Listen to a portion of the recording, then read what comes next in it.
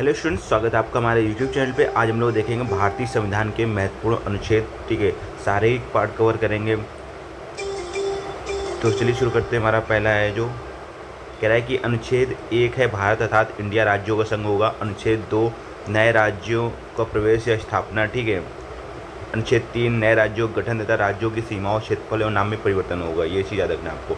अनुच्छेद 4 अनुच्छेद 2 एवं 3 के अंतर्गत बने कानून संविधान संशोधन नहीं माने जाएंगे। ठीक है। अनुच्छेद 5 से भाग 2 है। अनुच्छेद 5 से 11। अनुच्छेद 5 में ठीक है संविधान लागू होने के समय नागरिकता। अनुच्छेद 6 में पाकिस्तान से भारत आने वाले ठीक है व्यक्तियों को नागरिकता अधिकार। अनुच्छेद 7 भारत से पाकिस्तान गए व्यक्तियों के नागरिकता अधिकार। ठीक है।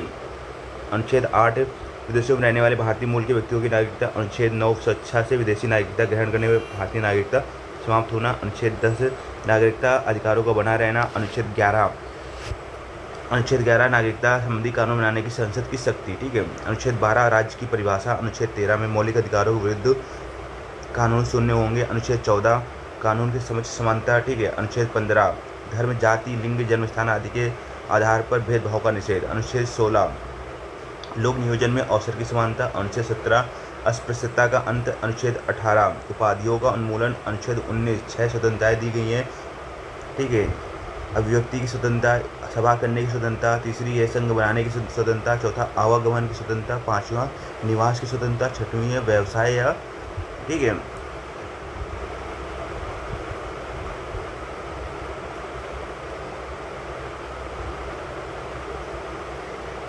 रोजगार की स्वतंत्रता। अनुच्छेद 20 अपराधों के लिए दोष सिद्धि के संबंध में संरक्षण। अनुच्छेद 21 जीवन और व्यक्तिगत स्वतंत्रता के संरक्षण। अनुच्छेद 22 6 से 14 वर्ष के बच्चों के लिए निःशुल्क एवं अनिवार्य शिक्षा का अधिकार। अनुच्छेद 22 गिरफ्तारी और निरोध के विरुद्ध संरक्षण है। अनुच्छेद 23 मानव तस्करी एवं बंधुआ मजदूरी का निषेध है। अनुच्छेद 24 में 14 वर्ष से कम आयु के बच्चों को कारखाने आदि में निवेश करने का निषेध दिया गया। तो इम्पोर्टेंट आपके लिए कौन से हैं? पहला भारत राज्यों का संघ है। तीसरा नए राज्य का गठन।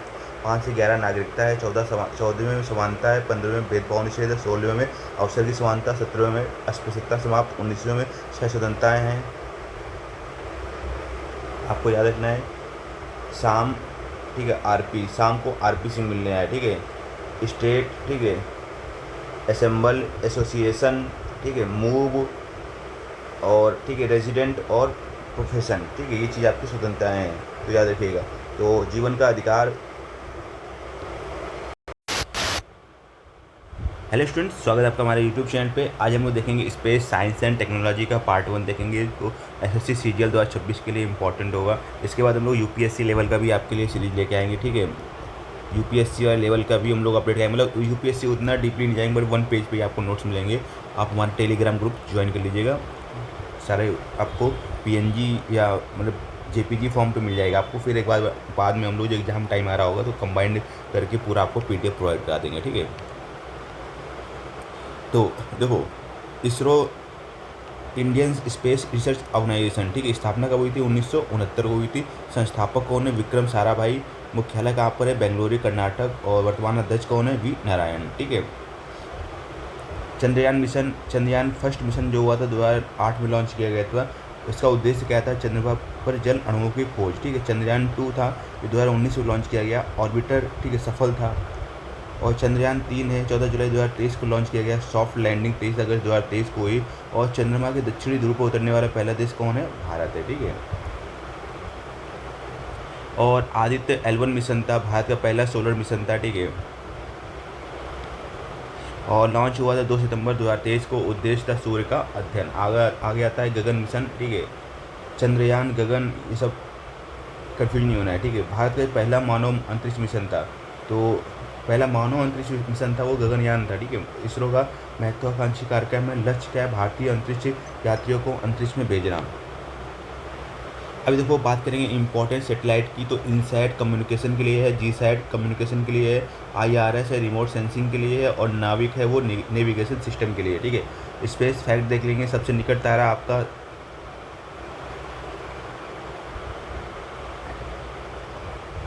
वो है सन है। ठीक है। और पृथ्वी का उपग्रह है, मून है। और लाल ग्रह है मार्स है। ठीक है, यानी मंगल। नीला ग्रह पृथ्वी है। और सबसे बड़ा ग्रह जुपिटर है। सबसे छोटा ग्रह मरकरी है, ठीक है, ये चीज़ याद रखिएगा। तो नोबेल प्राइज़ के बारे में मैंने वीडियो आपको सेपरेट बना चुका हूँ मैं, ठीक है। Artificial intelligence, chatbots, machine learning, robotics, generative AI, quantum technology, quantum computing, quantum communication और क्वांटम इंक्रिप्शन काम आता है। अब कुछ इंपॉर्टेंट फैक्ट देख लेते हैं। इसरो की स्थापना हुई थी 1969 को हुई थी। इसरो का मुख्यालय कहाँ पर है? बेंगलुरु में है। चंद्रयान 3 लैंडिंग कब हुई? 23 अगस्त 2023 को। L1 फर्स्ट सोलर मिशन है। Gaganyaan first human space mission है। NavIC Indian navigation system. Red planet Mars, blue planet Earth, largest planet Jupiter और स्मॉलेस्ट प्लैनेट मरकरी। तो आपको देखो इन टॉपिक्स पे आपको ज़्यादा फोकस रखना है, ठीक है। अभी हम आपके लिए यूपीएससी लेवल का भी कंटेंट प्रोवाइड करा देंगे, ताकि अगर डीपली पूछा जाता है तो आप नंबर से मिस ना करें, ठीक है। आपको क्वेश्चंस करके आए वहाँ पर। दोस्तों स्वागत है आपका मेरे YouTube चैनल पे। आज हम लोग बात करेंगे भूमि आकृतियाँ एवं उनका महत्व, ठीक है। इस टाइप के क्वेश्चन आपके एसएससी सीजीएल के एग्जाम में बहुत ज़्यादा पूछे जा रहे हैं आजकल। तो चलिए शुरू करते हैं, ठीक है। तो भूमि आकृतियाँ देखो, पृथ्वी की सतह पर पाई जाने वाली वे प्राकृतिक आकृतियाँ जो अंतर्जात तथा बहिर्जात शक्तियों के क्रियाकलाप से निर्मित होती हैं। अंतर्जात शक्तियाँ, ठीक है, भू संकुचन एवं वलन, ज्वालामुखी क्रिया, भूकंप परिणाम, पर्वत, पठार, भ्रंश घाटियाँ आदि बनती हैं, ठीक है। बहिर्जात शक्तियाँ क्या होती हैं? इनको एक्सोजेनिक बोलते हैं। अपक्षय, वेदरिंग, अपर्दन, ठीक है, परिवहन, ट्रांसपोर्टेशन, निक्षेपण, डिपोजिशन। और एजेंट माध्यम क्या होते हैं? नदी, भूजल, हिमनद, पवन, समुद्री लहरें। तो आज हम लोग बात करेंगे पहले, ठीक है, नदियों द्वारा निर्मित आकृतियों की। तो अपर्दनीय आकृतियाँ, युवा अवस्था, यूथ स्टेज, तीव्र ढाल, वेग अधिक होता है। विशेषताएं, वी आकार की घाटियाँ, रैपिड्स, झरने, गॉर्ज बनाती हैं। घाटी, पहाड़ों के बीच की निम्न भूमि वी आकार की घाटियाँ पाई जाती हैं। प्रकार वी आकार, गॉर्ज, कैन्यन, ठीक है। पॉट होल, नदी के तल में गोल गड्ढे जो कंकड़ों के घूमने से बनते हैं। इस टाइप का आप देख सकते हो पिक्चर में। और प्लेंज पुल, ठीक है, झरने के तल पर गहरा गड्ढा जो जल के गिरने से बनता है।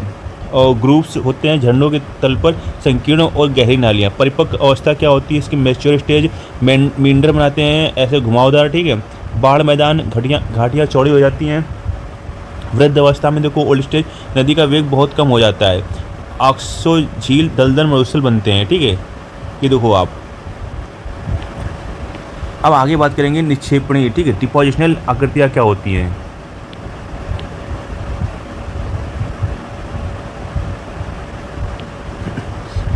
तो देखो एलुवियल फैन, ठीक है, जब आकृति क्षेत्र से निकलने वाली नदी मैदान में आती है तो वेग कम हो जाता है। शंकु के आकार में अवसाद जमा कर देती है, ये देखो जरा, ठीक है।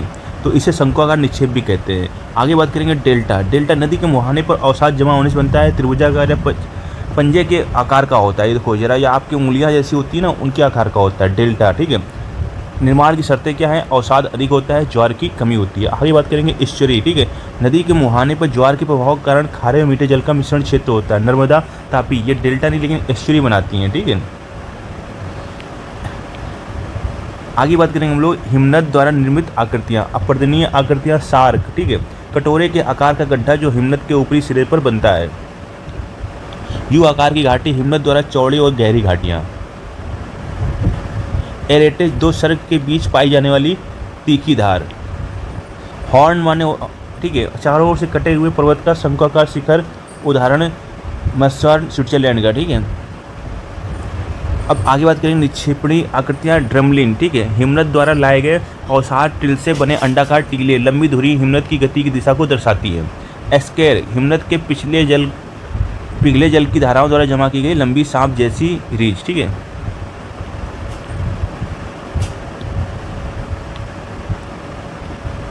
समुद्री तट द्वारा निर्मित आकृतियाँ। तरंगे और धाराएं तट की सबसे गतिशील एजेंट होती हैं। देखो रहा, लो सेडिमेंट्री कोस्ट बनते हैं, लैगून बनते हैं, तट के समांतर बनी जलराशि, टाइटल क्रीक बनते हैं, ज्वार के समय पानी भरने वाली संकरी खाड़ियाँ, मार्श, दलदल, जल भराव वाली सपाट भूमि, ठीक है। और बीच, समुद्री लहरों द्वारा रेत का निक्षेपण, अस्थायी आकृतियाँ, उदाहरण पुरी, उड़ीसा। और तटीय बालुका टीले, ठीक है, पवन द्वारा तट के पास रेत का निक्षेपण। आगे बात करेंगे पवन द्वारा निर्मित आकृतियाँ, ठीक है। तो पवन द्वारा प्लाया, मशरूम सेल, पेडेस्टल, टेबल सॉक, ये अपर्दनीय आकृतियाँ होती हैं। निक्षेपणीय आकृति की बात करेंगे बालुका टीले, बैरकन, लॉन्गिट्यूडिनल और ट्रांसवर्स, ठीक है। तो अब इन पे थोड़ा सा डीपली जाएंगे। तो प्लाया देखो वैसे उसकी झील का मैदान होता है।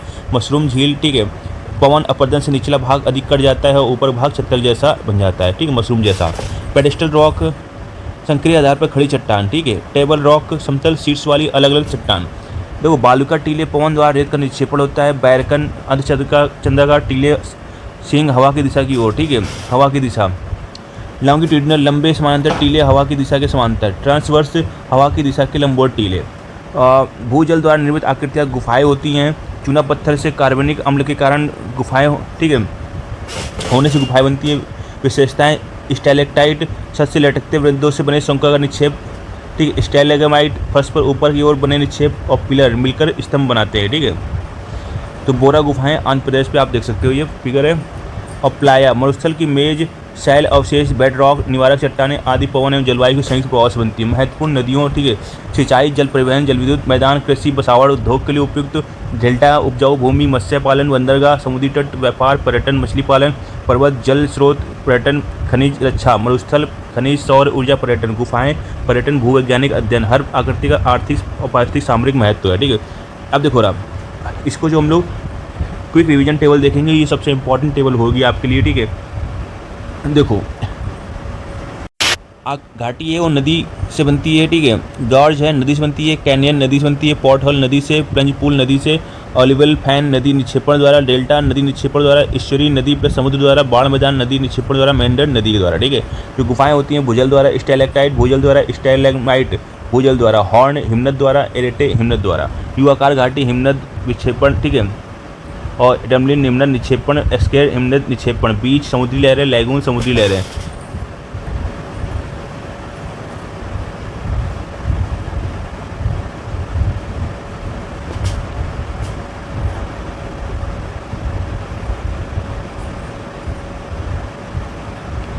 अब देखो नर्मदा तापी एस्चुरी बनाती है लेकिन डेल्टा नहीं बनाती। Very important point. ड्रमलिन हिमनद की गति की दिशा बताता है। हॉर्न शंकुआकार पर्वत शिखर। बैरकन अर्धचंद्राकार टीला सोंग ऑन विंड, ठीक है। पॉट हॉल नदी के तल में गोल गड्ढा।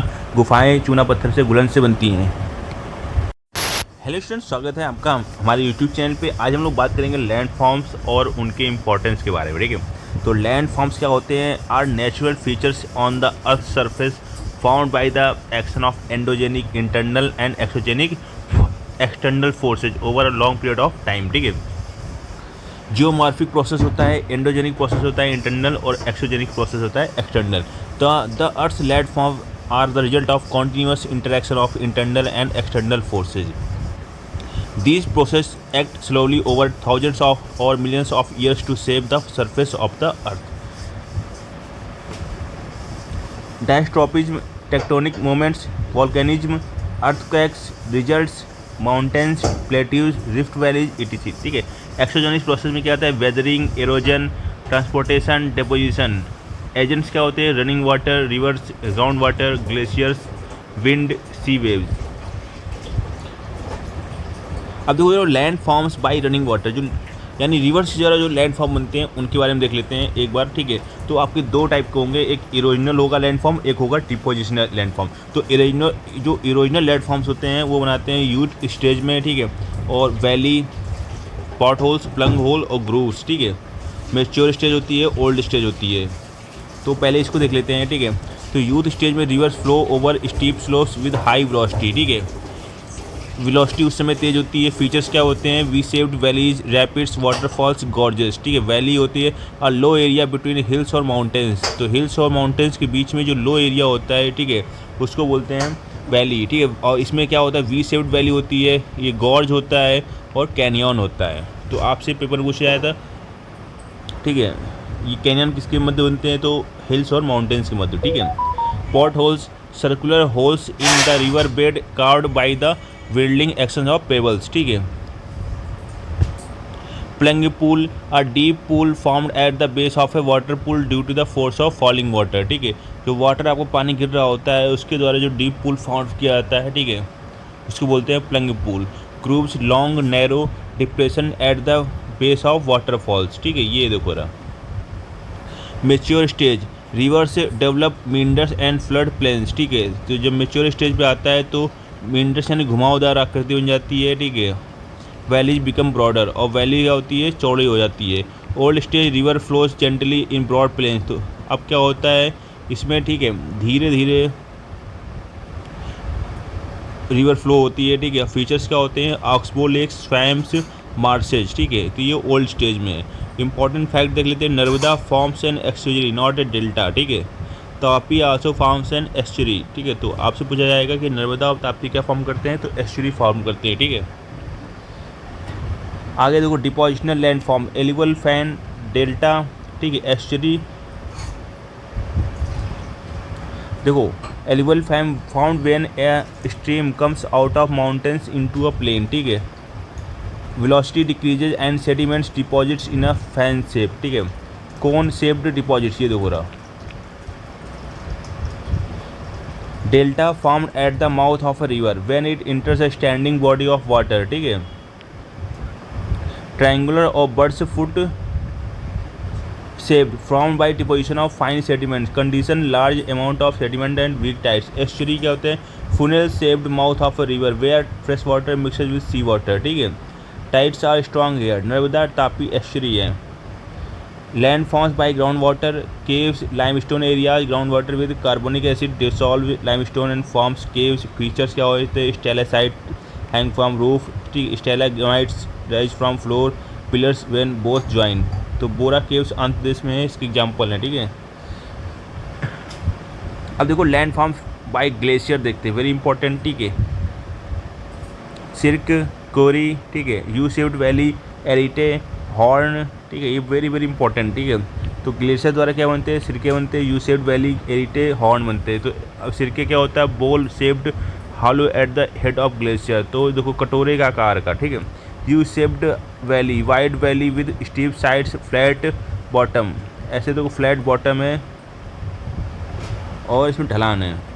एरिटे शार्प नाइफ एज, तो नाइफ की तरह, ठीक है, टू सिरके, दो सिरके होती है इसमें।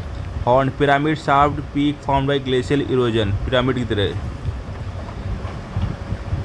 डिपोजिशनल लैंड फॉर्म्स ड्रमलिन्स, देखो oval shaped hill of glacier till long axis parallel to the direction of ice movement indicates direction of glacier, ठीक है। एस्कर्स long winding ridges of sand gravel deposited by glacial stream inside a beneath ice।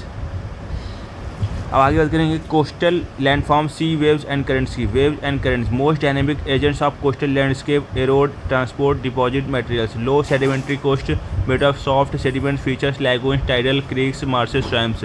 Beaches देखो found by deposition of sand by waves.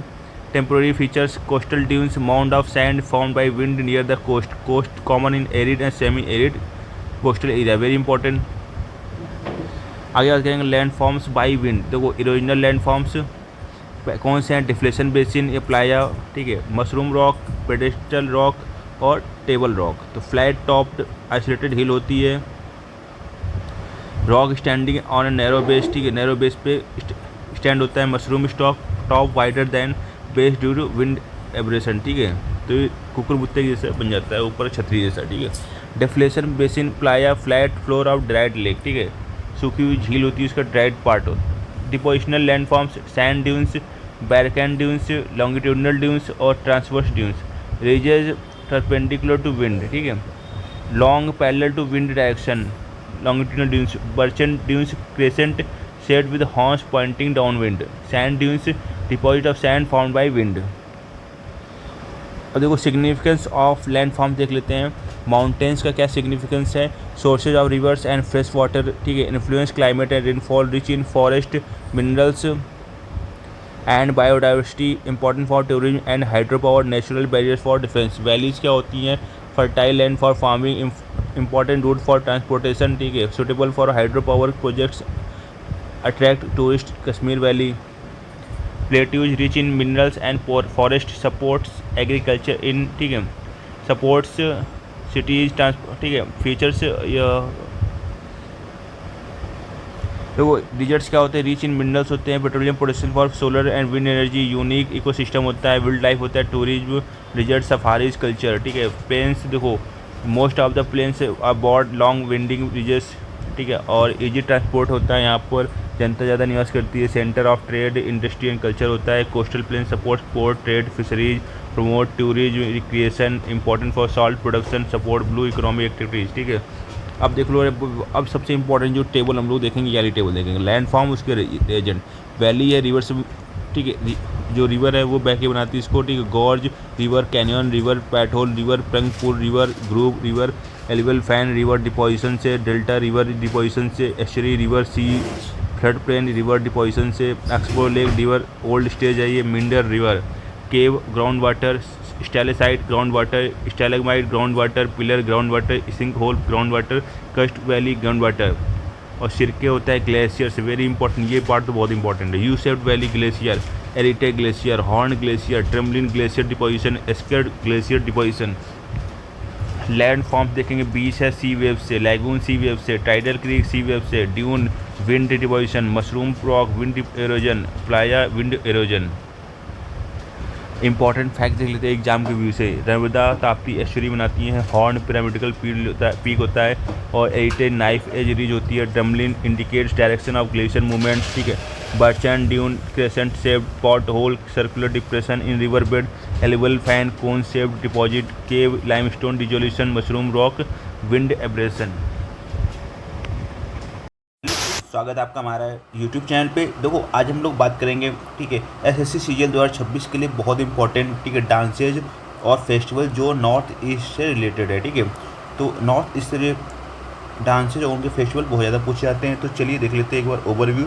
Assam से है वो Bihu dance है, मिजोरम का Cheraw dance, ठीक है, नागालैंड का हॉर्नबिल फेस्टिवल, मणिपुर का मणिपुरी डांस, और मेघालय का वांगला फेस्टिवल, त्रिपुरा का होजागिरी डांस, अरुणाचल प्रदेश का लोसर फेस्टिवल, और सिक्किम का पांग लैप्सोल।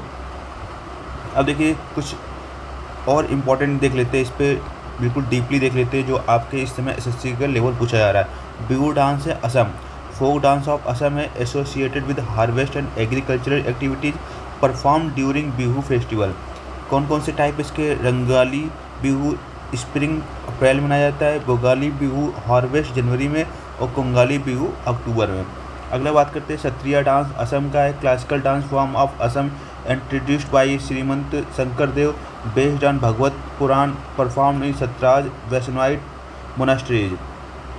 आगे बात करेंगे चेराव डांस, ठीक है, मिजोरम का famous bamboo dance of Mizoram, perform with the help of bamboo sticks, dancers move in and out of the bamboo stick in rhythm. बहुत ज़्यादा इससे पूछा जाता है तो इसको याद रखिएगा। बम्बू डांस बीसी, ठीक है, बोलते हैं ना बीसी, बातचीत मत करो, तो बम्बू डांस चेराव डांस, ठीक है।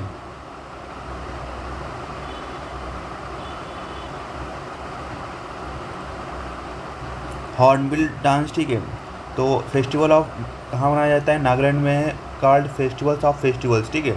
Celebrates the rich culture and tradition of Naga tribes, held in Kisama village Nagaland. Month कौन सा है? दिसंबर। Manipuri dance Manipur, classical dance of Manipur है, associated with Radha Krishna themes, famous for graceful and delicate movements, ठीक है। आगे बात करेंगे वांगला फेस्टिवल मेघालय का है, festival of Garo tribes, celebrated after the harvest season, also called the hundred drum festival. आगे बात करेंगे होजागिरी डांस त्रिपुरा का है, perform by Reang Bru tribe, famous for balancing dance, women dancer balance earthen and pots bottles और lamps on head while dancing. Losar festival है, अरुणाचल प्रदेश का है,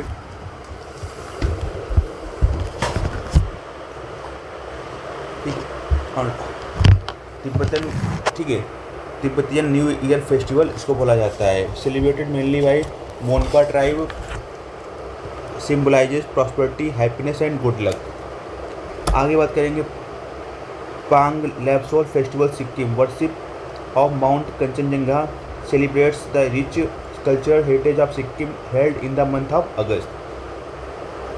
तो देखो भाई अब मैच द फॉलोइंग। तो बिहू है वो क्या है? असम का है, ठीक है, Cheraw Mizoram, Wangala Meghalaya, Hojagiri Tripura, hornbill festival Nagaland, Manipuri dance Manipur, Losar festival Arunachal Pradesh, Pang Lhabsol Sikkim का।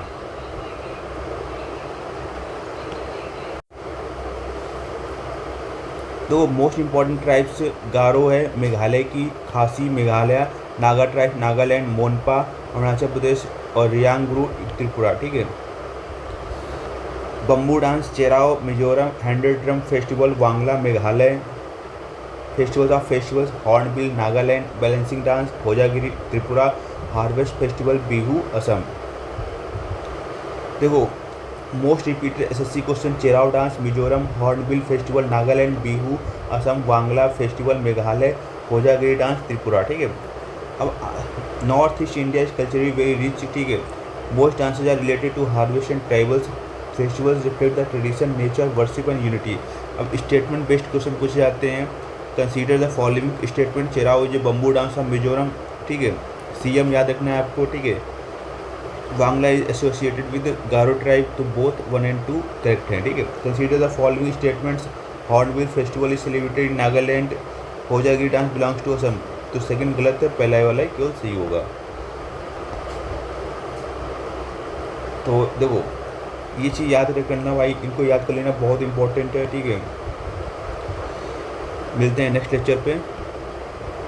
दोस्तों स्वागत है आपका मेरे YouTube चैनल पे। आज हम लोग बात करेंगे भूमि आकृतियाँ एवं उनका महत्व। ठीक है। इस टाइप के क्वेश्चन आपके एसएससी सीजीएल एग्जाम में बहुत ज़्यादा पूछे जा रहे हैं आजकल, तो चलिए शुरू करते हैं। ठीक है। तो भूमि आकृतियाँ देखो, पृथ्वी की सतह पर पाई जाने वाली वे प्राकृतिक आकृतियाँ जो अंतर्जात तथा बहिर्जात शक्तियों के क्रियाकलाप से निर्मित होती हैं।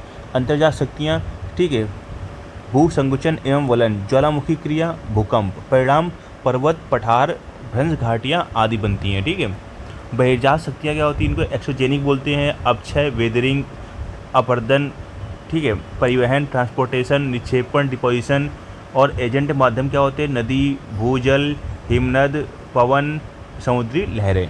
तो आज हम लोग बात करेंगे पहले, ठीक है, नदियों द्वारा निर्मित आकृतियों की। तो अपर्दनीय आकृतियाँ, युवा अवस्था, यूथ स्टेज, तीव्र ढाल, वेग अधिक होता है। विशेषताएँ, वी आकार की घाटियाँ, रैपिड्स, झरने, गॉर्ज बनाती हैं। घाटी, पहाड़ों के बीच की निम्न भूमि वी आकार की घाटियाँ पाई जाती हैं। प्रकार वी आकार, गार्ज, कैन्यन। ठीक है। पॉट होल, नदी के तल में गोल गड्ढे जो कंकड़ों के घूमने से बनते हैं। इस टाइप का आप देख सकते हो पिक्चर में। और प्लेंज पुल, ठीक है, झरने के तल पर गहरा गड्ढा जो जल के गिरने से बनता है। और ग्रूव्स होते हैं झरनों के तल पर संकीर्ण और गहरी नालियाँ। परिपक्व अवस्था क्या होती है इसकी, मैच्योर स्टेज, मींडर बनाते हैं ऐसे घुमावदार। ठीक है। बाढ़ मैदान, घाटियाँ चौड़ी हो जाती हैं। वृद्ध अवस्था में देखो ओल्ड स्टेज, नदी का वेग बहुत कम हो जाता है। ऑक्सो झील, दलदल, मरुस्थल बनते हैं। ठीक है। ये देखो आप। अब आगे बात करेंगे निक्षेपणी, ठीक है, डिपोजिशनल आकृतियाँ क्या होती हैं।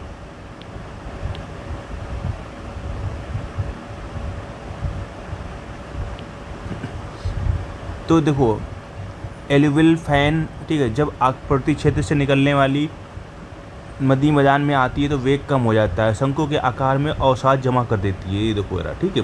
तो इसे शंकुआकार निक्षेप भी कहते हैं। आगे बात करेंगे डेल्टा। डेल्टा नदी के मुहाने पर अवसाद जमा होने से बनता है। त्रिभुजाकार या पंजे के आकार का होता है। ये देखो जरा, ये आपकी उंगलियां जैसी होती है ना, उनके आकार का होता है डेल्टा। ठीक है। निर्माण की शर्तें क्या हैं, अवसाद अधिक होता है, ज्वार की कमी होती है। आगे बात करेंगे ईश्वरी, ठीक है, नदी के मुहाने पर ज्वार के प्रभाव के कारण खारे और मीठे जल का मिश्रण क्षेत्र होता है। नर्मदा, तापी, ये डेल्टा नहीं लेकिन एस्चुरी बनाती हैं। ठीक है। आगे बात करेंगे हम लोग हिमनद द्वारा निर्मित आकृतियाँ। अपर्दनीय आकृतियाँ, सार्क, ठीक है, कटोरे के आकार का गड्ढा जो हिमनद के ऊपरी सिरे पर बनता है। यू आकार की घाटी, हिमनद द्वारा चौड़ी और गहरी घाटियाँ। एरेटेज, दो सर्ग के बीच पाई जाने वाली तीखी धार। हॉर्न माने, ठीक है, चारों ओर से कटे हुए पर्वत का शंकुआकार शिखर, उदाहरण मस्वार, स्विट्जरलैंड का। ठीक है।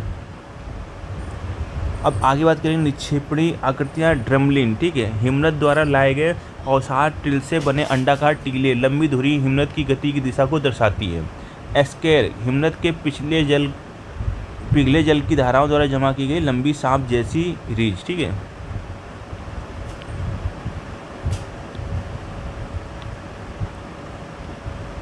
समुद्री तट द्वारा निर्मित आकृतियाँ, तरंगे और धाराएं तट की सबसे गतिशील एजेंट होती हैं।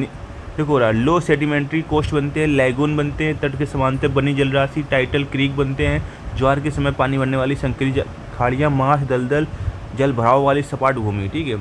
और बीच, समुद्री लहरों द्वारा रेत का निक्षेपण, अस्थायी आकृतियाँ, उदाहरण पुरी, उड़ीसा। और तटीय बालुका टीले, ठीक है, पवन द्वारा तट के पास रेत का निक्षेपण। आगे बात करेंगे पवन द्वारा निर्मित आकृतियाँ। ठीक है। तो पवन द्वारा प्लाया, मशरूम, सैल, पेडेस्टल, टेबल सॉक, ये अपर्दनीय आकृतियाँ होती हैं। निक्षेपणीय आकृति की बात करेंगे, बालुका टीले, बैरकन, लॉन्गिट्यूडनल और ट्रांसवर्स, ठीक है। तो अब इन पे थोड़ा सा डीपली जाएंगे। तो प्लाया देखो वैसे उसकी झील का मैदान होता है, मशरूम झील, ठीक है। पवन अपर्दन से निचला भाग अधिक कट जाता है और ऊपर भाग छत्तर जैसा बन जाता है, ठीक है, मशरूम जैसा। पेडेस्टल रॉक, संक्रिय आधार पर खड़ी चट्टान, ठीक है। टेबल रॉक, समतल शीर्ष वाली अलग अलग चट्टान। देखो बालुका टीले पवन द्वारा रेत का निक्षेपण होता है। बैरकन अर्धचंद्राकार टीले सींग हवा की दिशा की ओर, ठीक है, हवा की दिशा। लॉन्गिट्यूडनल लंबे समानांतर टीले हवा की दिशा के समांतर। ट्रांसवर्स हवा की दिशा के लंबवत टीले। भूजल द्वारा निर्मित आकृतियाँ गुफाएं होती हैं। चूना पत्थर से कार्बनिक अम्ल के कारण गुफाएं, ठीक है, होने से गुफाएं बनती हैं। विशेषताएं, स्टैलेक्टाइट छत से लटकते वृंदों से बने शंकुओं का निक्षेप, ठीक है। स्टैलेगमाइट फर्श पर ऊपर की ओर बने निक्षेप और पिलर मिलकर स्तंभ बनाते हैं, ठीक है। तो बोरा गुफाएं आंध्र प्रदेश पे आप देख सकते हो, ये फिगर है। और प्लाया मरुस्थल की मेज, शैल अवशेष, बेड रॉक, निवारक चट्टानें आदि पवन एवं जलवायु के संयुक्त प्रभाव से बनती है। महत्वपूर्ण नदियों, ठीक है, सिंचाई, जल परिवहन, जल विद्युत, मैदान, कृषि, बसावड़, उद्योग के लिए उपयुक्त, डेल्टा, उपजाऊ भूमि, मत्स्य पालन, बंदरगाह, समुद्री तट, व्यापार, पर्यटन, मछली पालन, पर्वत, जल स्रोत, पर्यटन, खनिज रक्षा, मरुस्थल, खनिज, सौर ऊर्जा, पर्यटन, गुफाएं, पर्यटन, भूवैज्ञानिक अध्ययन। हर आकृति का आर्थिक और पारिस्थितिक सामरिक महत्व है, ठीक है। अब देखो रहा इसको जो हम लोग क्विक रिवीजन टेबल देखेंगे, ये सबसे इम्पोर्टेंट टेबल होगी आपके लिए, ठीक है। देखो जो घाटियां हैं, ठीक है, ये बनाती नदी, ठीक है, आकृति एलिवल फैन, ठीक है। और गार्ज है, कारक कौन है, नदी है, डेल्टा बनाती है, ठीक है।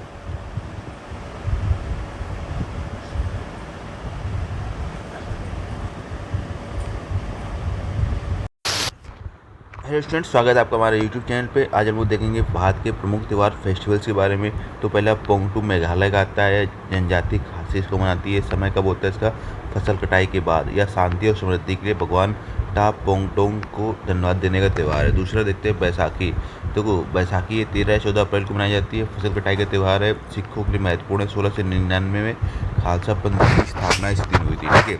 अगला देख लेते हैं चपचार कुट, ठीक है, मिजोरम में मनाया जाता है। जनजाति मिजो मनाती है। समय मार्च के महीने में, ठीक है। और फसल कटाई के बाद मनाया जाता है और लोगों द्वारा पारंपरिक नृत्य किया जाता है। नुआखाई ओडिशा मनाया जाता है। समय अगस्त सितंबर। नई फसल को खाने से पहले ईश्वर को अर्पित किया जाता है। यह कृषि उत्सव है। और भी देख लेते हैं हम लोग इम्पोर्टेंट। देखो हॉर्नबिल फेस्टिवल है, वो नागालैंड में मनाया जाता है दिसंबर के महीने में। म्योक्युम फेस्टिवल है अरुणाचल प्रदेश में, मार्च के महीने में मनाया जाता है। सरहुल झारखंड का है, फेमस है। बसंत ऋतु चैत्र में मनाया जाता है। कर्मा फेस्टिवल है झारखंड, छत्तीसगढ़, उड़ीसा भाद्रपद माह में मनाया जाता है, ठीक है। मिनियोंग फेस्टिवल है अरुणाचल प्रदेश में, अगस्त में मनाया जाता है।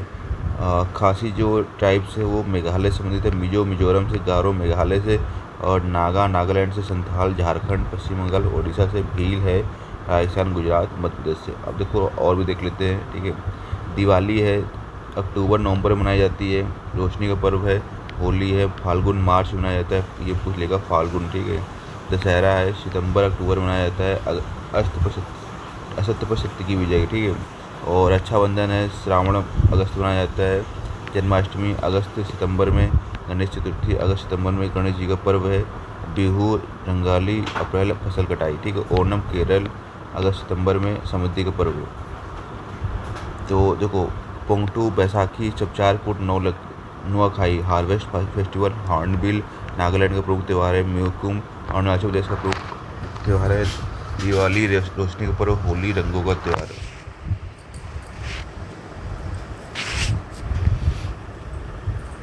PBCN, ठीक है।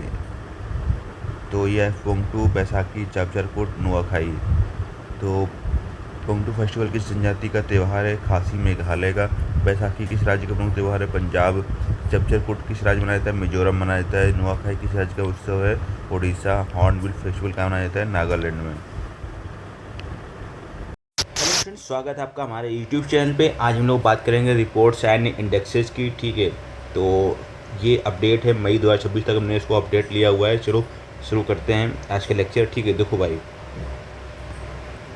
कह रहा है ग्लोबल हंगर इंडेक्स है, ठीक है, ये किसके द्वारा जारी किया जाता है, concern world wide and Welthungerhilfe, ठीक है, ये 2025 का है। इसमें भारत की रैंक 102 थी और टोटल 123 कंट्री ने पार्टिसिपेट किया था। इम्प्रूव, ठीक है, भारत की रैंक इम्प्रूव हुई है।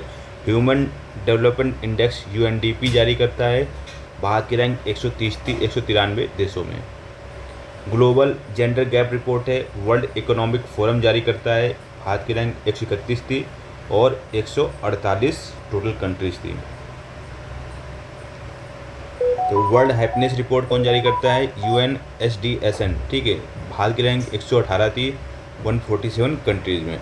ग्लोबल इनोवेशन इंडेक्स में भारत की रैंक 38 थी 139 टोटल कंट्रीज थी और जारी कौन करता है, WIPO, ठीक है। वर्ल्ड इन्वायरमेंटल परफॉर्मेंस इंडेक्स ये जारी करता है येल यूनिवर्सिटी, भारत की रैंक क्या थी 176 टोटल 180 लोगों में, 180 देशों में, सॉरी, ठीक है। वर्ल्ड प्रेस फ्रीडम इंडेक्स कौन जारी करता है, रिपोर्टर्स विदाउट बॉर्डर्स RSF, ठीक है, भारत की रैंक 159 थी 180 कंट्रीज़ में। करप्शन परसेप्शन इंडेक्स में देखो ट्रांसपेरेंसी इंटरनेशनल जारी करती है, भारत की रैंक 96 थी 180 देशों में।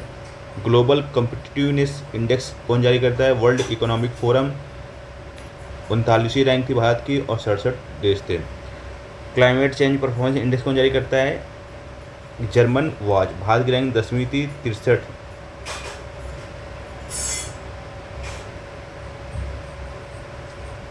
Henley passport index, Henley and partners, Bharat की रैंक 75 थी, 2026 का डाटा अपडेट है ये, ठीक है, और टोटल कंट्रीज थी 199। ग्लोबल टैलेंट कम्पिटिटिवनेस इंडेक्स इंसीड जारी करता है, 2024 का डाटा है ये, और 86वीं रैंक थी भारत की और अब ये टोटल कंट्रीज थी 134, ठीक है। World energy trilemma index world energy council जारी करता है, 87 भारत की रैंक थी, टोटल कंट्रीज 127 थी। Travel and tourism development index इसको वर्ल्ड इकोनॉमिक फोरम जारी करता है, 39वीं रैंक थी और टोटल देश थे 119। Global peace index institute for economics and peace 115 rank थी भारत की, टोटल 163 कंट्रीज में। देखो अभी वन लाइनर रिवीजन देख लेते फटाफट। SDI में भारत की रैंक 130, ग्लोबल हंगर इंडेक्स में भारत की रैंक 102, ग्लोबल जेंडर गैप में 131, वर्ल्ड हैप्पीनेस रिपोर्ट में भारत की रैंक 118, ग्लोबल इंडेक्स में 38वीं, इन्वायरमेंटल परफॉर्मेंस इंडेक्स में 176, प्रेस फ्रीडम इंडेक्स में 159, करप्शन परसेप्शन इंडेक्स में 96, हेनली पासपोर्ट इंडेक्स में 75 और क्लाइमेट चेंज परफॉर्मेंस इंडेक्स में 10, ठीक है। जारी कौन करता है, human development index UNDP, global hunger index concern world wide and Welthungerhilfe, ठीक है, global gender gap report world economic forum, world happiness report UNSDSN।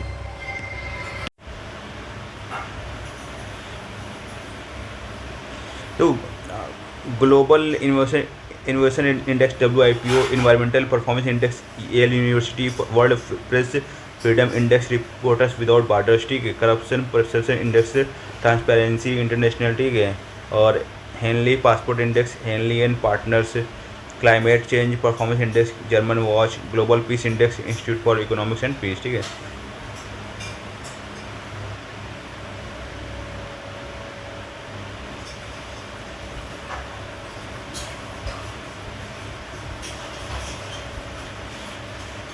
देखो भाई मोस्ट एक्सपेक्टेड क्वेश्चन है ये। Human development index is reach by India's rank, ये देखो आप कर लेना, ठीक है।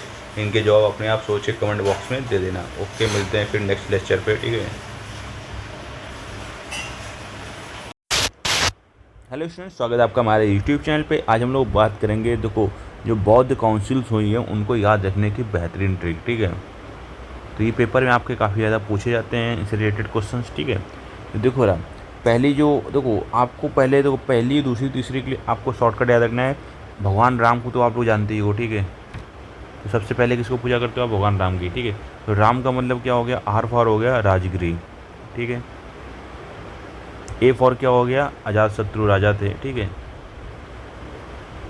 किसकी अध्यक्षता में हुई, महाकश्यप की अध्यक्षता में हुई, ठीक है। अब उद्देश्य तो याद ही हो, बुद्ध के उपदेशों का संकलन, ठीक है। अब देखो द्वितीय बौद्ध सभा है, ठीक है। वो कहाँ पर हुई? वैशाली में। और राजा कौन थे? काला अशोक और सब्बी कामी, ठीक है।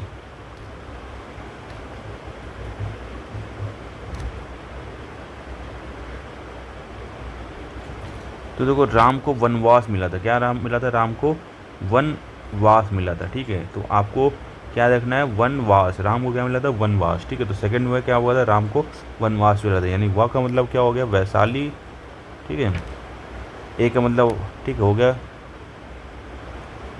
एक मिनट, ओके ओके, काला शोक है। ओके ओके ओके, ट्रिक्स नहीं बननी है। तो काला शोक को यहाँ पर क्या के, तो चलो इसको भी देखते हैं, ठीक है, आगे देख लेते हैं। अब देखो पाटलिपुत्र है, पी है, ए है और एम है। तो इसको मैप की तरह याद रखो। तो थर्ड वाला क्या होगा? मैप। तो मैप का मतलब हो गया मोगलीपुत्र तिस्य, और ए का मतलब हो गया अशोक, ठीक है। और पी का मतलब हो गया आपका पाटलिपुत्र, ठीक है। तो तीसरी कहाँ हुई? पाटलिपुत्र में हुई, ठीक है। तो यहाँ पर हाँ, वीके सिंह एक जनरल थे। हाँ याद रखो, वीके सिंह आपके एक जनरल हुए, ठीक है। वीके सिंह कौन हुए? आपके एक जनरल हुए, वीके सिंह, ठीक है, जिनकी डेथ हो गई थी।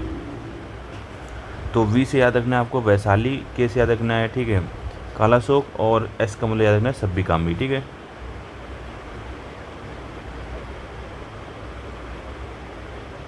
अब देखो कुंडल के वी, ठीक है, ये चीज़ याद रखना है। तो कुंडल वन, कनिष्क और वसुमित्र।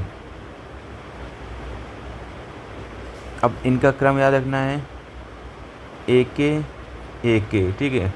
पहले अजात शत्रु, फिर काला शोक, फिर अशोक, फिर कनिष्क। सबसे आखिरी वाला जो याद रखना है कनिष्क। पहले अजात शत्रु, फिर काला शोक, फिर अशोक, फिर कनिष्क, ठीक है। प्रथम बौद्ध सभा कहाँ हुई? राजगृह में, ठीक है। तो RVP के, ठीक है, रवि प्रदीप कुमार, ठीक है, रवि। तो RV और प्रदीप कुमार, तो PK पाक, ठीक है।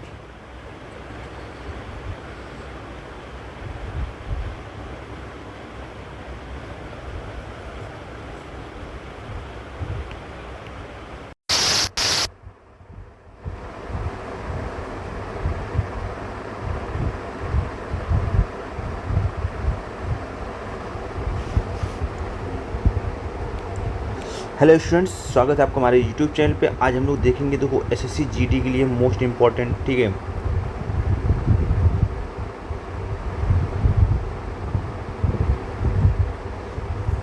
संविधान के अनुच्छेद, ठीक है, जो आपके SSC, railway, UPSC, state exam सबके लिए हेल्पफुल होंगे, ठीक है। तो चलिए शुरू करते हैं। तो जो हमारा देखो मूल अधिकार है, ठीक है, फंडामेंटल राइट्स है, ठीक है, इसमें अनुच्छेद 12 है जिसमें राज्य की परिभाषा दी गई है। अनुच्छेद 13 में मौलिक अधिकारों के विरुद्ध कानून शून्य है, ठीक है। इसको अगर कर लेते हैं। अनुच्छेद 14 में क्या है? विधि के समक्ष समानता है। अनुच्छेद 15 में भेदभाव का निषेध है। अनुच्छेद 16 में लोक नियोजन में अवसर की समानता है, ठीक है। अनुच्छेद 17 में क्या बात कही गई है? अस्पृश्यता का उन्मूलन करने की बात कही गई, ठीक है। अनुच्छेद 18 में उपाधियों का अंत है। अनुच्छेद 19 में 6 प्रकार की स्वतंत्रताएं हैं। पहला है वाक और अभिव्यक्ति की स्वतंत्रता, दूसरी है शांतिपूर्वक और बिना हथियार के एकत्र होने की स्वतंत्रता, तीसरी है संघ या संगठन बनाने की स्वतंत्रता, ठीक है, और चौथी है देश के भीतर स्वतंत्र रूप से आने जाने की स्वतंत्रता, पांचवी है देश में कहीं भी रहने और बसने की स्वतंत्रता, छठवां है किसी भी व्यवसाय, व्यापार या पेशा अपनाने की स्वतंत्रता। अनुच्छेद 20 क्या कहता है? अपराधों के संबंध संरक्षण। अनुच्छेद 21 में आपको जीवन और व्यक्तिगत स्वतंत्रता का अधिकार दिया गया। अनुच्छेद 21A में शिक्षा का अधिकार 6 से 14 वर्ष के बच्चों के लिए। अनुच्छेद 22 में गिरफ्तारी और निरोध के मामलों में संरक्षण। अनुच्छेद 23 में मानव तस्करी और बंधुआ मजदूरी का निषेध है, ठीक है।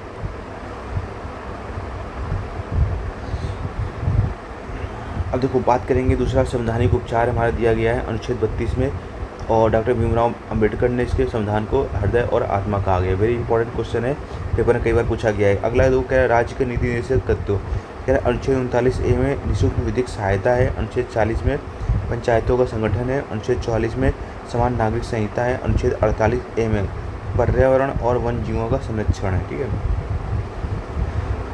भाग 4 में मूल कर्तव्य हैं, अनुच्छेद 51 है, मूल कर्तव्य कितने हैं, कुल 11 कर्तव्य है। भाग 5 आता है, देखो रहा संघ कार्यपालिका है, अनुच्छेद 52 में भारत का राष्ट्रपति की बात कही गई है, अनुच्छेद 53 में संघ की कार्यपालिका शक्ति, अनुच्छेद 54 में राष्ट्रपति का निर्वाचन, अनुच्छेद 61 में राष्ट्रपति का महाभियोग, अनुच्छेद 63 में उपराष्ट्रपति, अनुच्छेद 74 में मंत्रिपरिषद राष्ट्रपति की सहायता और परामर्श के लिए, अनुच्छेद 75 में प्रधानमंत्री व अन्य मंत्री, अनुच्छेद 76 भारत का महाधिवक्ता। अब बात करेंगे पार्लियामेंट।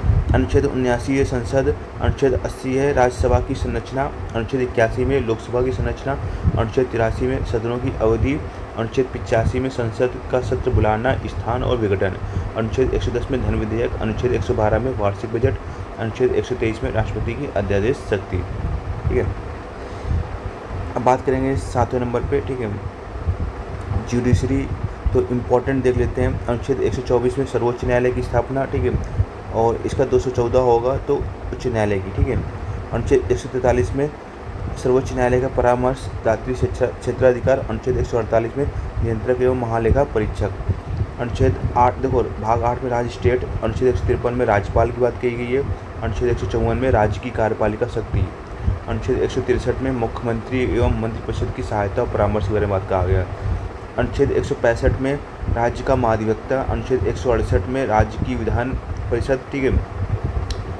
और अनुच्छेद 213 में राज्यपाल की अध्यादेश शक्ति। तो ये भाई बहुत इंपॉर्टेंट है, इमरजेंसी। ठीक है, प्रोविजंस अनुच्छेद 352 में पूछा गया है, राष्ट्रीय आपातकाल। ठीक है, तो 2 है वो आगे तरह बनता है, तो याद रखना है ये राष्ट्रीय आपातकाल है। ठीक है, अनुच्छेद 356 राष्ट्रपति शासन। ठीक है, अनुच्छेद 360 वित्तीय आपातकाल।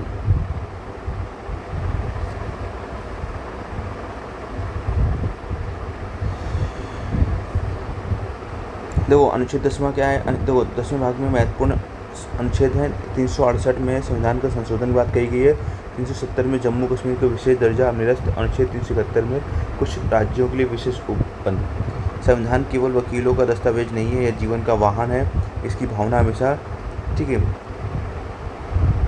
भावना के अनुरूप होनी चाहिए। ठीक है, डॉक्टर भीमराव अंबेडकर। ठीक है, और कुछ भारतीय संविधान में कुल अनुच्छेद 395 है, 22 भाग है, अनुसूचियों की संख्या 12 है। संविधान लागू हुआ 26 जनवरी 1950 को।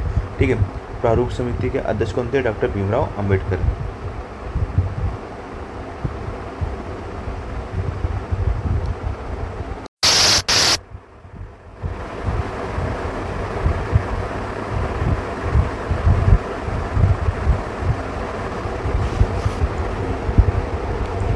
हेलो स्टूडेंट्स, स्वागत है आपका हमारे यूट्यूब चैनल पे। आज हम लोग देखेंगे, देखो एसएससी जीडी के लिए मोस्ट इम्पॉर्टेंट। ठीक है,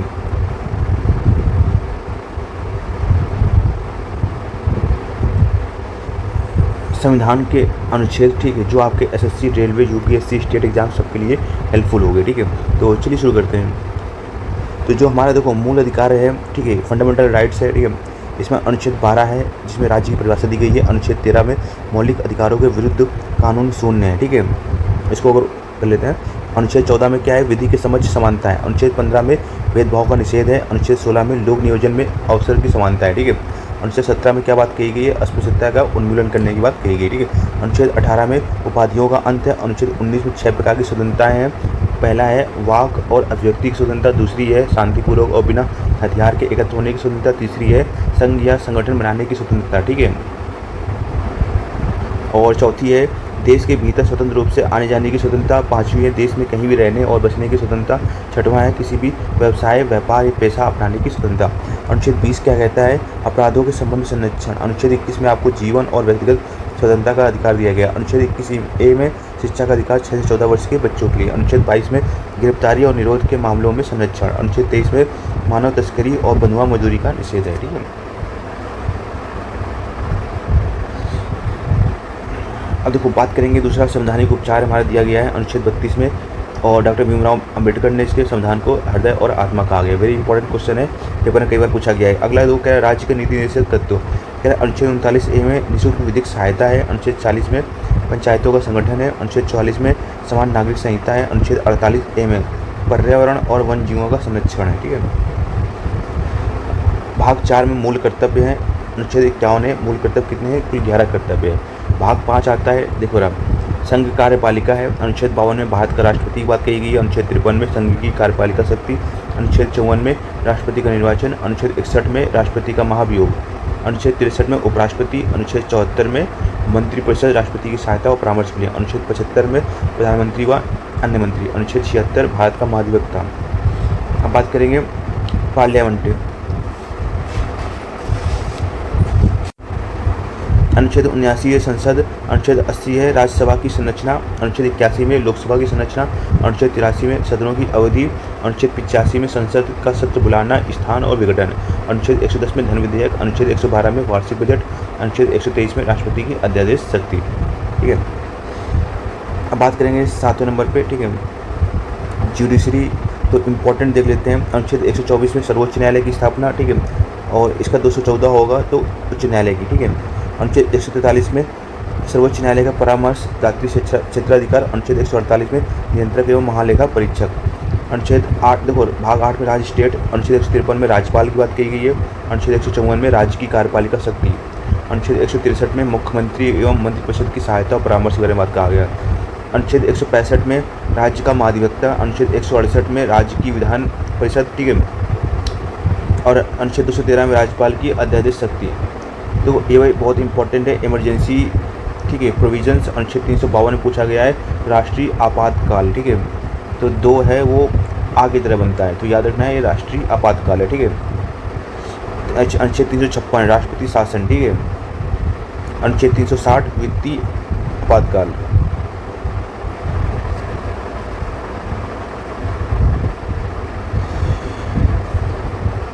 देखो अनुच्छेद 10वां क्या है? देखो 10वें भाग में महत्वपूर्ण अनुच्छेद है। 368 में संविधान का संशोधन की बात कही गई है।